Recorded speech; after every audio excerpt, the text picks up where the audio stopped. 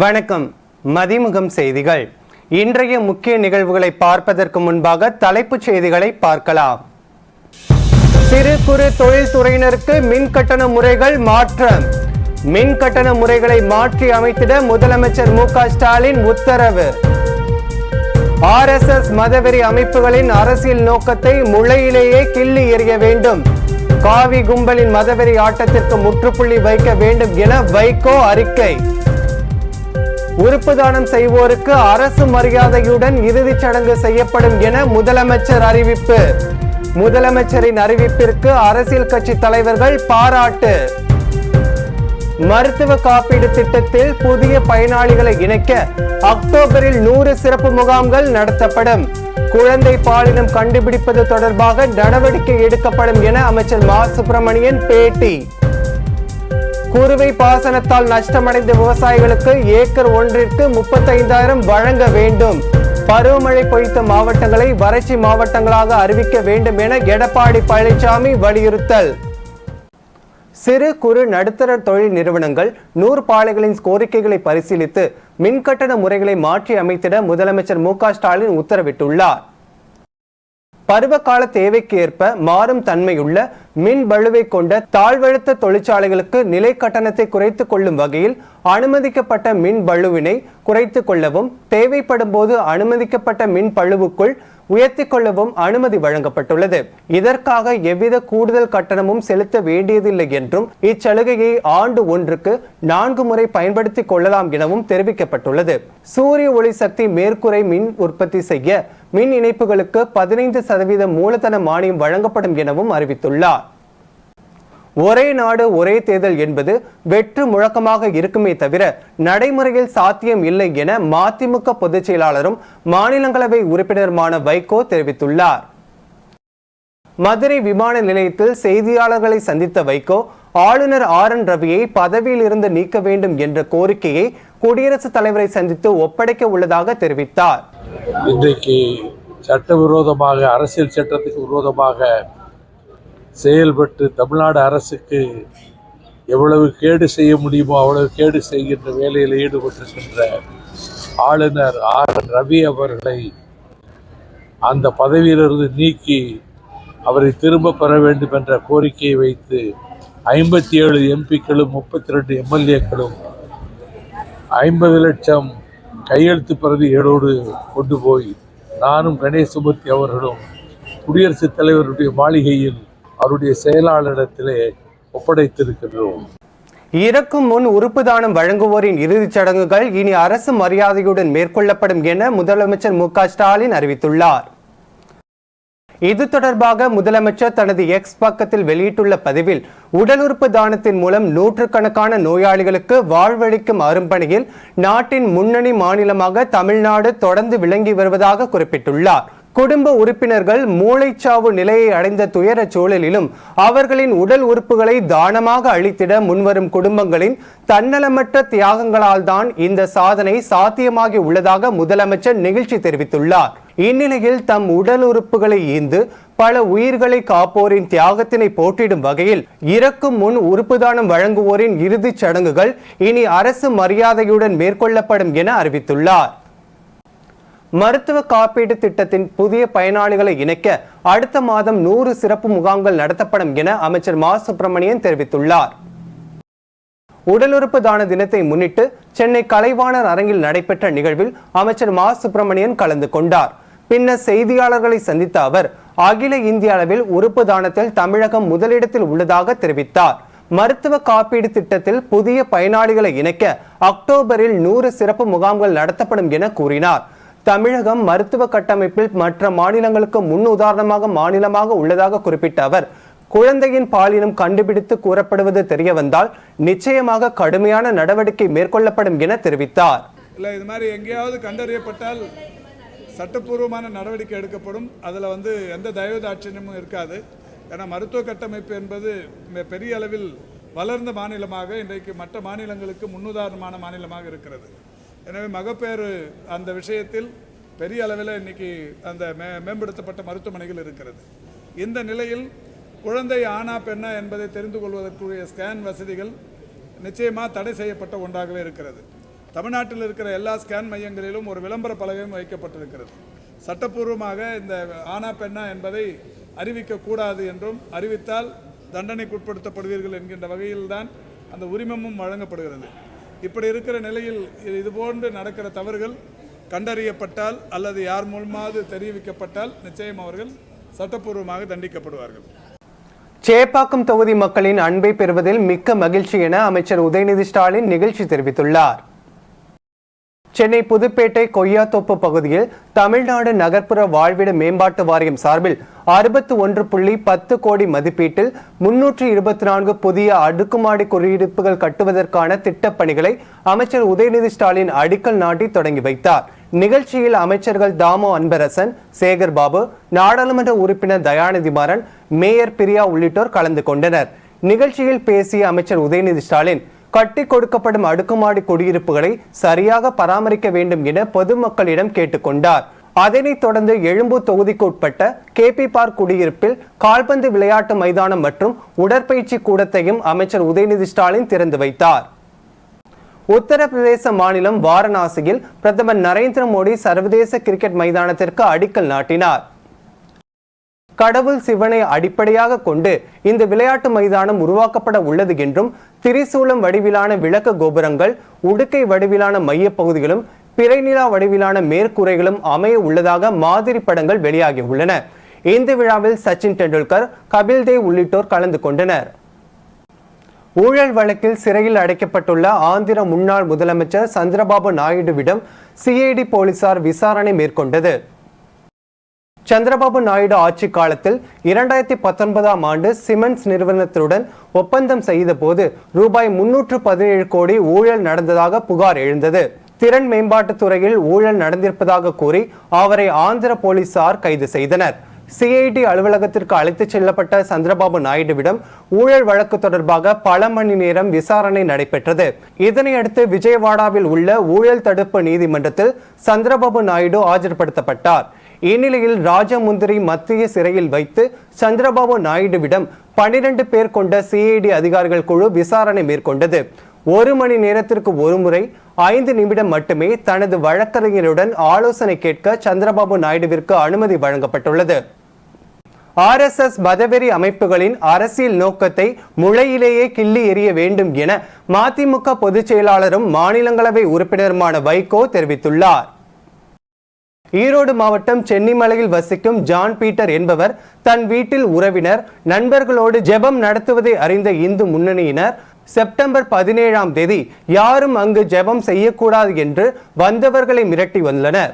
இதையடுத்து John Peter மட்டும் தன் குடும்பத்தினருடன் வீட்டிற்குள் ஜெபம் செய்துள்ளார். அப்போது 30 பேர் கொண்ட கும்பல் 6 பேர் மீது கொலைவெறி தாக்குதல் நடத்தியுள்ளது. கிறிஸ்தவ மத வழிபாட்டில் ஈடுபட்டிருந்த ஜான் பீட்டர் குடும்ப உறவினர்களை கொலைவெறி கொண்டு தாக்கிய கும்பல் இந்து முன்னணியினர் என்று காவல்துறையினர் புகார் அளித்துள்ளது. இது தொடர்பாக வைகோ வெளியிட்டுள்ள அறிக்கையில், ஒருவர் தன் வீட்டில் மத வழிபாடு செய்வது என்பது அவருடைய சொந்த விருப்பத்தை பொறுத்தது.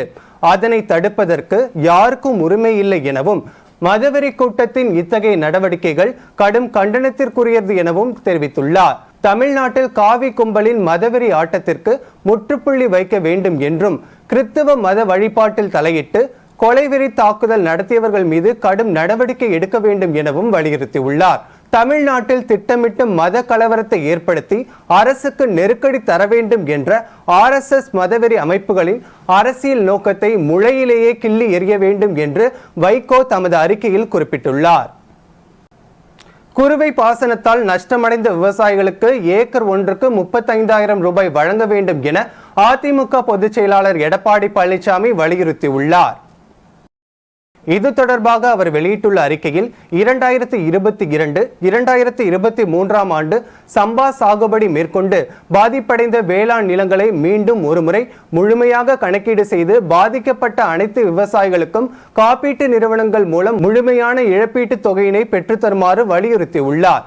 இந்த ஆண்டு குறுவை சாகுபடி மேற்கொண்டு பாதிக்கப்பட்ட விவசாயிகள் குறித்த விவரங்களை முழுமையாக கணக்கெடுத்து பாதிக்கப்பட்ட அனைத்து விவசாயிகளுக்கும் நிவாரண தொகையாக ஏக்கர் ஒன்றிற்கு 35,000 ரூபாயை உடனடியாக வழங்க வேண்டும் என்றும் தமிழகம் முழுவதும் தென்மேற்கு பருவமழை பொய்த்த மாவட்டங்களை வறட்சி மாவட்டங்களாக அறிவிக்க வேண்டும் என்று விவசாயிகள் வைத்த கோரிக்கையினை ஏற்று அம்மாவட்டங்களை வறட்சி மாவட்டங்களாக அறிவிக்க வேண்டும் என வலியுறுத்தியுள்ளார்.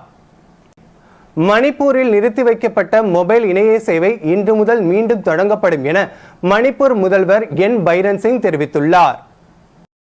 மணிப்பூர் மாநில முதல்வர் என் பைரன் சிங் வெளியிட்டுள்ள அறிவிப்பில் இன்று முதல் அடுத்த 15 நாட்களுக்குள் பொதுமக்கள் தங்களிடம் வைத்திருக்கும் ஆயுதங்களை அரசாங்கத்திடம் ஒப்படைக்க வேண்டும் என கேட்டுக்கொண்டுள்ளார். மேலும் ஆயுதங்களை மத்திய மாநில பாதுகாப்பு படை வீரர்கள் கடுமையான நடவடிக்கை மேற்கொண்டு பறிமுதல் செய்வார்கள் என்றும் எச்சரிக்கை விடுத்துள்ளார். இதனையடுத்து இன்று முதல் மணிப்பூர் மாநிலத்தில் விதிக்கப்பட்டு இருந்த இணையதள சேவை தடை நீக்கப்பட்டது. ஏற்கனவே பல்வேறு பகுதிகளில் அலுவலக உபயோகத்திற்காக மட்டும் பிராட்பேண்ட் சேவைகள் செயல்பாட்டில் இருந்து வந்த நிலையில் இன்று முதல் அனைத்து வகையான இன்டர்நெட் சேவையும் செயல்பட தொடங்கியுள்ளது. சென்னை மெட்ரோ ரயில்களின் இயக்கத்தை தடுப்பவர்களுக்கு 4 ஆண்டுகள் சிறை தண்டனை விதிக்கப்படும் என சென்னை மெட்ரோ ரயில் நிறுவனம் எச்சரிக்கை விடுத்துள்ளது. கூட்ட நெரிசல் மிகுந்த நேரங்களில் ஒரு சில ரயில்களில் பயணிகளுக்கு இடையே மோதல் போக்கு ஏற்படுவதுடன் சிலர் ரயில் கதவுகளை மூடவிடாமல் தடுப்பது போன்ற செயல்களிலும் ஈடுபட்டு வருவதாக குற்றச்சாட்டு எழுந்துள்ளது. இது தொடர்பாக சென்னை மெட்ரோ ரயில் நிறுவனம் வெளியிட்டுள்ள செய்திக்குறிப்பில் இது தண்டனைக்குரிய குற்றம் என எச்சரித்துள்ளது. இம்மாதிரியான செயல்களில் ஈடுபடும் நபர்கள் மீது செயல்பாடுகள் மற்றும் பராமரிப்பு சட்டத்தின்படி 4 ஆண்டுகள் வரை சிறை தண்டனையும் 5,000 அபராதமும் விதிக்கப்படும் என தெரிவித்துள்ளது. ரயிலின் இயக்கத்தை தடுப்பது, சிரமத்தை ஏற்படுத்துவது உள்ளிட்ட நடவடிக்கைகளில் யாராவது ஈடுபட்டால் 18604 251515 என்ற வாடிக்கையாளர் உதவி எண்ணில் தொடர்பு கொண்டு தகவல் தெரிவிக்கலாம் என தெரிவிக்கப்பட்டுள்ளது. சென்னை வளசரவாக்கம் ஆற்காடு சாலையில் உள்ள சிவன் கோவில் அருகே 33ஆம் ஆண்டு ஸ்ரீ செங்கோல் விநாயகர் சதுர்த்தி விழா நடைபெற்றது. புதிய பாராளுமன்றத்தில் செங்கோல் வைக்கப்பட்டது நினைவாக செங்கோல் விநாயகர் வைக்கப்பட்டு பூஜைகள் செய்யப்பட்டது. இவ்விழாவிற்கு வலசை ஜெயராமன் தலைமை தாங்கினார். பூஜையில் சிறப்பு அழைப்பாளராக தர்மபுரம் ஆதீனம் கலந்து கொண்டு செங்கோல் விநாயகருக்கு சிறப்பு பூஜைகள் செய்தார். இதில் வலசை அதிமுக வட்ட செயலாளர் சந்திரசேகர் மற்றும் வலசை கி செந்தில்குமார் மற்றும் ஏராளமான பக்தர்கள் கலந்து கொண்டனர். பல்வேறு மாவட்டங்களில் நடைபெற்ற தகவல்களை களத்தில் மதிமுகம் பகுதிகளில் பார்க்கலாம்.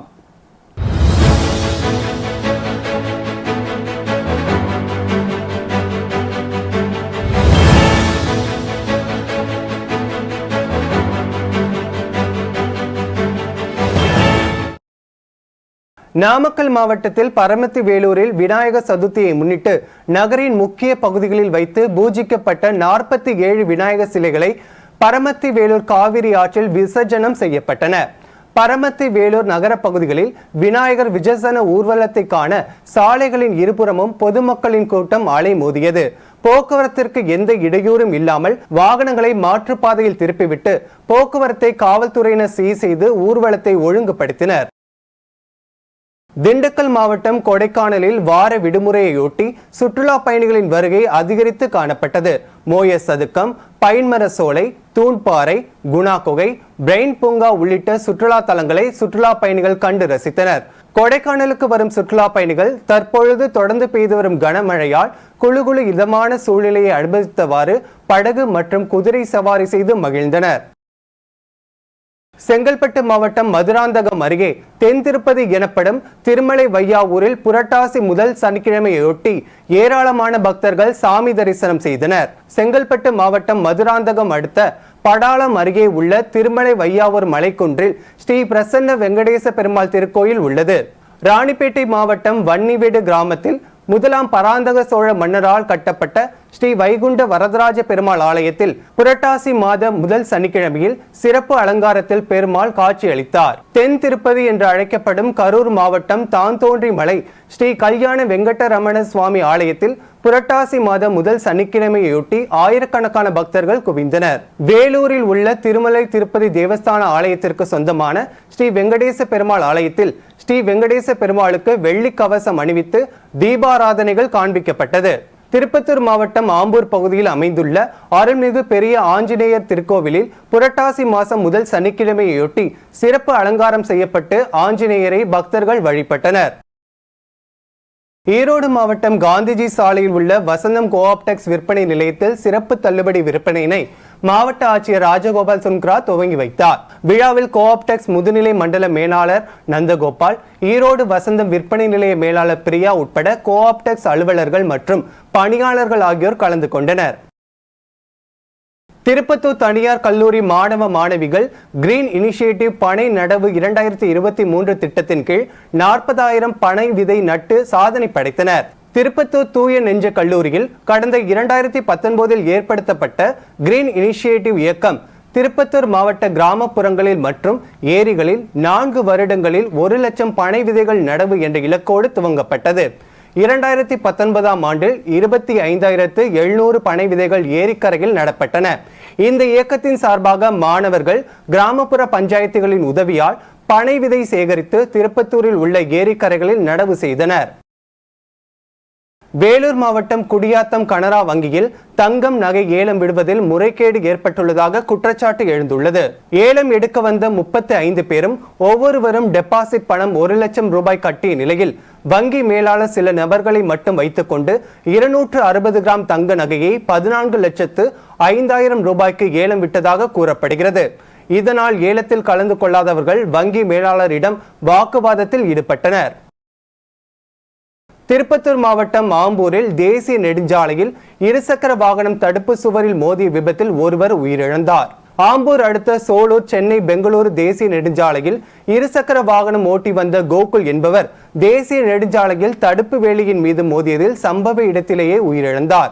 இவருடன் இருசக்கர வாகனத்தில் அமர்ந்து வந்த மதனஞ்சேரி பகுதியை சேர்ந்த நவீன் என்பவர் பலத்த காயமடைந்து மருத்துவமனையில் சிகிச்சை பெற்று வருகிறார். மயிலாடுதுறை மாவட்டம் அகரக்கீரங்குடி கிராமத்தில் பொது சுகாதாரம் மற்றும் நோய் தடுப்பு மருத்துவத்துறை சார்பில் கலைஞரின் வருமுன் காப்பம் திட்டத்தின் கீழ் பொது மருத்துவ முகாம் நடைபெற்றது. இதில் பொது மக்களுக்கு இரத்த அழுத்தம், சர்க்கரை அளவு, பெண்களுக்கான கர்ப்பவாய் பரிசோதனை, புற்றுநோய் பரிசோதனை, ஊனம் தொடர்பான ஆலோசனைகள் உள்ளிட்டவை வழங்கப்பட்டது. திருப்பூரில் 24ஆம் தேதி மேற்கு மண்டல திமுக பூத் முகவர்கள் ஆலோசனை கூட்டத்தில் முதல்வரும் திமுக தலைவருமான மு.க. ஸ்டாலின் கலந்து கொள்ள இருப்பதாக செய்தித்துறை அமைச்சர் சாமிநாதன் தெரிவித்துள்ளார். திமுக மேற்கு மண்டல வாக்குச்சாவடி பொறுப்பாளர்கள் பாசறை கூட்டம் செப்டம்பர் மாதம் 24ஆம் தேதி ஞாயிற்றுக்கிழமை, அதாவது நாளை மறுதினம் காலை 10 மணி அளவில் சரியாக இந்த நிகழ்ச்சி காலை 10 மணி அளவில் துவங்க இருக்கிறது. இந்த நிகழ்ச்சியில் திராவிட முன்னேற்ற கழகத்துடைய தலைவர், தமிழ்நாடு அரசினுடைய மாண்புமிகு முதலமைச்சர் அவர்கள் கலந்து கொண்டு சிறப்புரையாற்றுள்ளார்கள். இந்த நிகழ்ச்சிக்கு உரிய பந்தல் திருப்பூர் தெற்கு மாவட்டத்துக்கு உட்பட்ட காங்கயம் ஒன்றியத்தில் இந்த படியூர் பகுதியில் ஏற்பாடு செய்யப்பட்டுள்ளது. இங்கே பந்தல் சிறப்பாகவும் அமைக்கப்பட்டுள்ளது. அதே போல வாகனங்கள் நிறுத்துவதற்கான இடங்கள் பொதுமக்களுக்கும் இடையூறு இல்லாமல், இந்த நிகழ்ச்சிக்கு வரக்கூடிய கழக தோழர்களும் இடையூறு இல்லாமல் இந்த நிகழ்ச்சியில் கலந்து கொண்டு சிறப்பாக அவருடைய ஊர் திரும்புகின்ற வகையில் சிறப்பாக ஏற்பாடு செய்யப்பட்டுள்ளது. மயிலாடுதுறையில் மக்கள் தொடர்பகம் தகவல் ஒலிபரப்புத்துறை அமைச்சகம் சார்பில் டிஜிட்டல் மற்றும் புகைப்பட கண்காட்சியை மாவட்ட ஆட்சியர் ஏபி மகாபாரதி தொடங்கி வைத்தார். இதில் ஒருங்கிணைந்த குழந்தை வளர்ச்சி திட்டம், அஞ்சல் துறை சார்பில் ஆதார் சிறப்பு முகாம், சமூக நலத்துறை சார்பில் மக்கள் நல திட்டங்கள் குறித்த அரங்குகள், சுகாதாரத்துறை சார்பில் டெங்கு தடுப்பு மற்றும் விழிப்புணர்வு குறித்த அரங்குகள் உள்ளிட்ட அரங்குகள் அமைக்கப்பட்டிருந்தது. சென்னை கீழ்ப்பாக்கத்தில் உள்ள பெயின் பள்ளியில் சிஎஸ்ஐ சென்னை பேராயத்தின் சிறப்பு மாமன்ற கூடுகை சினாட் விதிகளையும் நீதிமன்ற உத்தரவையும் மீறி அவசரமாக கூட்டப்பட்டுள்ளதாக கூறி பேராயத்தின் மாமன்ற உறுப்பினர்கள் மற்றும் ஆயர்கள் கூட்டத்தை புறக்கணித்து போராட்டத்தில் ஈடுபட்டனர். பேராயம் செய்த தவறுகளை எப்படி தட்டி கேட்கப் போகிறார்கள் என்று அறிந்து முன்னெச்சரிக்கையாக பேராயர் அவர்கள் விடுவு பெறுகின்ற இந்த சூழலில் 27ஆம் தேதி இந்த மாதம் ஓய்வு பெறுகின்ற இந்த வேளையிலே அவர் எடுத்த இந்த முயற்சி எங்களை அதிர்ச்சிக்குள்ளாக்கியது. ஏனென்று சொன்னால் இதனுடைய தாக்கம் நம்ம சென்னை பேராயத்தினுடைய ட்ரஸ்டியை அந்த அக்கௌண்ட்ஸ் எல்லாம் ரெண்டாக பிரித்து கன்ஃபியூஸ் பண்ணுவதற்காக இந்த ஏற்பாடுகள் செய்யப்பட்டுள்ளது. ஆகவே நாங்கள் இதை புறக்கணித்தும் ஒட்டுமொத்தமாக புறக்கணித்ததன் விளைவாக இன்று டுடே அவர்கள் ஒரு நோட்டீஸை எங்களுக்கு வலியுறுத்தி நாங்கள் காவல்துறை உதவியுடன் இன்றைக்கு நாங்கள் ஒரு நோட்டீஸை நாங்கள் பெற்றிருக்கின்றோம். அது என்னவென்று சொன்னால் 23/9/2023 today's special MDC meeting is postponed. At the next meeting will be conducted with the Periyar information அப்படின்னு சொல்லிட்டு பெரியார் இன்ஃபர்மேஷன் சொல்லிட்டு செக்ரட்டரி அவர்கள் சைன் போட்டு இதை என்லார்ஜ் பண்ணிக்கோங்க. தவறுதலாக 9,000 கோடி ரூபாய் டெபாசிட் செய்யப்பட்ட சம்பவம் தொடர்பாக விசாரணை நடத்துமாறு கார் ஓட்டுநர் ராஜ்குமார் சென்னை சைபர் கிரைம் காவல் நிலையத்தில் புகார் அளித்துள்ளார். அதான் சார், இப்போ பேங்க்ல போய் கேட்குறப்போ அவங்க அந்த 21,000 ரூபா மட்டும்தான் பேசுறாங்க. அந்த எவ்வளோ டெபாசிட் ஆச்சுன்ற அமௌண்ட்டை கூட சொல்ல மாட்டாங்க. புரியுதுங்களா நான் சொல்றது? அந்த எவ்வளோ டெபாசிட் ஆச்சு, ஏன் எடுத்தீங்க, இன்னொன்று அந்த அமௌண்ட்டை எடுக்கிறதுக்கு முன்னாடி எனக்கு எந்த ஒரு காலும் வரல. அந்த அமௌண்ட்டை எடுத்துட்டு தான் எனக்கு இன்ஃபார்மே பண்ணாங்க. அந்த அமௌண்ட்டு இப்படி எடுக்க போறோம்னு எனக்கு முன்னாடி இன்ஃபார்ம் பண்ணவே இல்லை. இப்படி கிரெடிட் ஆகிருக்கு, இப்படி எடுக்க போறோம், நீங்கள் அதெல்லாம் முடிச்சுட்டு தான் எனக்கு காலே பண்ணாங்க. எனக்கு எந்த ஒரு நாலேஜுமே இல்லை. அது வந்து போனதுக்கு ஆனால் எந்த ஒரு என்னோட நாலேஜ் இல்லாம தான் எடுத்திருக்காங்க அவங்க. அதை பத்தி பேச போகும்போது தான் இப்போ நம்ம கேட்கறோம்னு வச்சுக்கோங்களேன். இப்போ 9,000 கோடி இது யார் பணம் என்னங்கிறத கேட்கறப்பதான் அவங்க வந்து அந்த கன்வீனியன்ஸ் பண்றது, இந்த 21,000 ரூபா வேணாங்கிறது, இந்த விஷயம் வெளியில தெரிய வேண்டாம், போலீஸ் கம்ப்ளைண்ட் பண்ணாதீங்க அப்படின்னு சொல்றது, இந்த மாதிரி விஷயங்கள் பண்றாங்க. அதை பத்தின அந்த அமௌண்ட்டை சொல்றதுக்கே தயாரா இல்லாதவங்க அதை பத்தின எந்த டீட்டெயிலுமே எனக்கு தரல. 3x3 எனப்படும் கூடைப்பந்து தேசிய சீனியர் போட்டிகள் சென்னையில் 22ஆம் தேதி முதல் 24ஆம் தேதி வரை நடைபெற உள்ளதாக இந்திய கூடைப்பந்து சம்மேளன தலைவர் ஆதவ் அர்ஜுனா தெரிவித்துள்ளார். இது தொடர்பாக செய்தியாளர்களிடம் பேசிய அவர், நேரு உள் விளையாட்டரங்கில் நடைபெறும் இந்த போட்டியில் அணிக்கு 3 வீரர்கள் இடம்பெறுவர் என்றும், கூடைப்பந்து விளையாட்டின் அரை மைதானத்தில் விளையாடப்படும் இப்போட்டியில் ரயில்வே அணி உட்பட 30 மாநில ஆடவர் அணிகளும் 25 மாநில பெண்கள் அணியினரும் பங்கேற்பார்கள் என்றும் தெரிவித்தார். மேலும் ஒவ்வொரு பிரிவிலும் முதல் 3 இடங்களை பிடிக்கும் அணிகளுக்கு ரொக்கப்பரிசும் அறிவிக்கப்பட்டுள்ளன. அதன்படி முதலிடம் பிடிக்கும் அணிக்கு 3 லட்சமும், 2ஆம் இடம் பிடிக்கும் அணிக்கு 2 லட்சமும், 3வது இடம் பிடிக்கும் அணிக்கு 1 லட்சமும் வழங்கப்படும் எனவும் தெரிவித்துள்ளார். எல்லோருக்கும் வணக்கம். Tamil Nadu basketball association, Tamil Nadu basketball federation of India இணைந்து 3x3 நேஷனல்ஸ் வந்து ரொம்ப பிரம்மாண்டமாக வந்து நேரு ஸ்டேட்டில் நடந்துகிட்ருக்கு. ஃபஸ்ட்டு டைம் வந்து எல்லா ஸ்டேட்டும் பார்ட்டிசிபேட் பண்ணக்கூடிய ஒரு நேஷனல்ஸ் இது.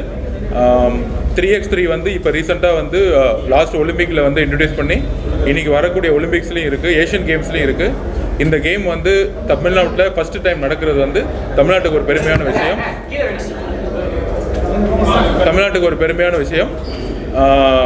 கிட்டத்தட்ட 56 அணிகள், அதாவது ஆண்களும் பெண்களும் சேர்ந்து வந்து விளையாண்டுட்டு இருக்காங்க.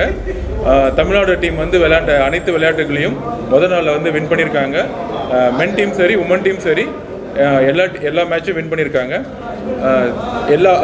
எல்லா ஸ்டேட்டுக்குமே இது வந்து ஒரு புதுமையான ஒரு எக்ஸ்பீரியன்ஸ். இது கண்டிப்பாக வந்து எல்லோரும் வந்து பார்க்கணும். கூடிய சீக்கிரத்தில் வந்து இந்தியன் டீம் வந்து ஒலிம்பிக்கில் பார்ட்டிசிபேட் பண்ணி மெடல் எடுக்கணுங்கிற ஒரு குறிக்கோளோட இந்த நேஷனல்ஸை வந்து ஸ்டார்ட் பண்ணியிருக்கோம்.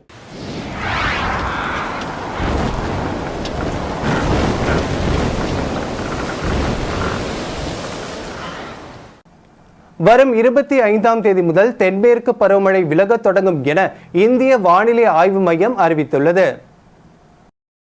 தென் தமிழகம் மற்றும் அதனை ஒட்டிய பகுதிகளில் மேல் நிலவும் வளிமண்டல மேலடுக்கு சுழற்சி காரணமாக நாளை முதல் 28ஆம் தேதி வரை தமிழ்நாடு, புதுச்சேரி மற்றும் காரைக்கால் பகுதிகளில் ஒரு சில இடங்களில் இடி மின்னலுடன் கூடிய லேசான முதல் மிதமான மழை பெய்யக்கூடும் என்றும் தெரிவிக்கப்பட்டுள்ளது.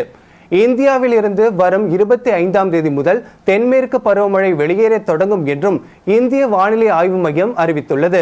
வழக்கமாக தென்மேற்கு பருவமழை செப்டம்பர் 17ஆம் தேதி விலகத் தொடங்கி அக்டோபர் 15ஆம் தேதிக்குள் முழுமையாக விலகும். இந்த நிலையில் இந்த ஆண்டு 8 நாட்கள் தாமதமாக தென்மேற்கு பருவமழை விலகத் தொடங்குவதாக இந்திய வானிலை ஆய்வு மையம் தெரிவித்துள்ளது. இன்றைய தங்கம் வெள்ளி விலை வழங்குவோர் அட்டிகா கோல்ட் கம்பெனி. சென்னையில் 22 கேரட் ஆபரண தங்கத்தின் விலை சவரனுக்கு 88 ரூபாய் உயர்ந்து 44,168 ரூபாய்க்கு விற்பனை செய்யப்படுகிறது. 22 கேரட் ஆபரண தங்கத்தின் விலை கிராமுக்கு 11 ரூபாய் அதிகரித்து 5,521 ரூபாய்க்கு விற்பனை செய்யப்படுகிறது. அதேபோல் வெள்ளியின் விலை கிராமுக்கு 30 காசுகள் உயர்ந்து 79 ரூபாய் 30 காசுகளுக்கும், 1 கிலோ வெள்ளியின் விலை 79,300 ரூபாய்க்கும் விற்பனை செய்யப்படுகிறது. அமெரிக்க பயணத்தை முடித்துக்கொண்டு கனடா சென்ற உக்ரைன் அதிபர் ஜெலன்ஸ்கி அந்நாட்டு பிரதமர் ஜஸ்டின் ட்ரூடோவை சந்தித்து பேசினார்.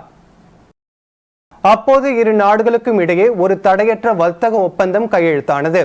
தொடர்ந்து இருவரும் கூட்டாக செய்தியாளர்களை சந்தித்தனர். அப்போது கனடாவின் பொருளாதார தடைகள் பட்டியலில் மேலும் 63 ரஷ்ய தனிநபர்கள் மற்றும் நிறுவனங்கள் சேர்க்கப்படும் என்றும் மத்திய ரஷ்ய வங்கியிலிருந்து சொத்துக்களை கைப்பற்ற G7 நாடுகளின் முயற்சிகள் நடந்து வருவதாக ஜஸ்டின் ட்ரூடோ தெரிவித்தார். ரஷ்யாவுடனான போரில் கனடா செய்து வரும் உதவிக்கு நன்றி தெரிவிக்கவே நேரில் வந்ததாக ஜெலன்ஸ்கி குறிப்பிட்டார்.